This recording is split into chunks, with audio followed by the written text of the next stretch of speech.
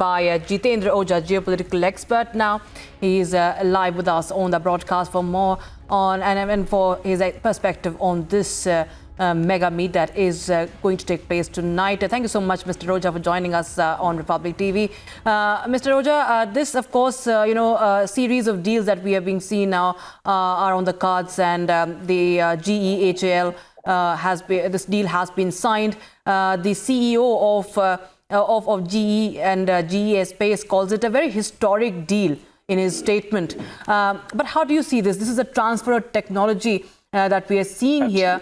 What is in store for the United States when they do this, and how does this benefit India?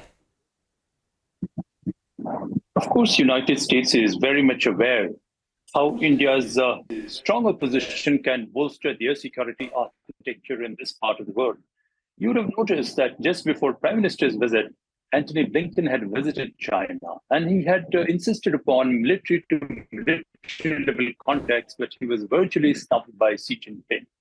When we are talking about this engine technology or transfer of technology, these require huge investments, and sometimes no private corporation is in a position. Even in the United States, you'd be surprised that sometimes states had allocated researchers for just one upgrade to the tune of $10 billion or so, even if they had the existing technology. So here, transfer of technology to India will help us in a big way to bolster our capacity in indigenous aircraft, 5th generation, 6th generation. We can move further. China has made huge investments, but still, Chinese technology is not very reliable. So I believe that this particular transfer of technology is going to bolster our capacity, both in this area as well as in, you can say, unmanned aerial vehicles, drones, etc. you're talking about, but definitely fighter aircraft. It will give a big boost to us. Already we have Tejas indigenously built, but this engine technology and 80% transfer of technology, I think, is indeed very historic. First time, I suppose, in India's defense history, and we should be looking up to something very different.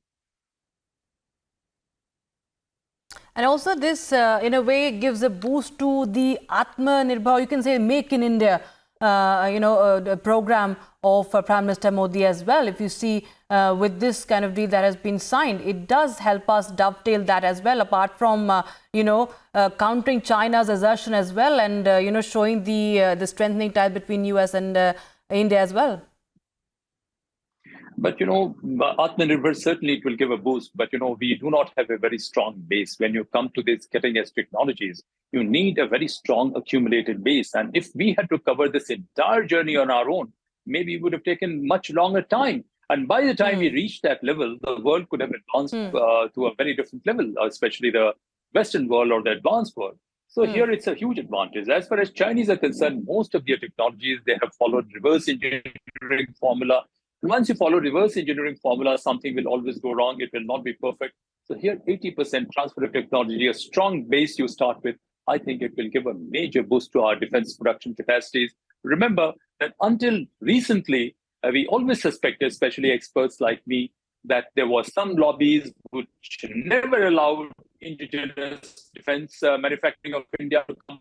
So from that perspective, I think, this will change the entire game. It will really be a game changer, I suppose. And we should be looking up to reaching a different level, giving a very genuine, not only competition to China, but if we work hard for the next 10, 15 years, we may be in a position to build more advanced versions of fighter aircraft, I suppose.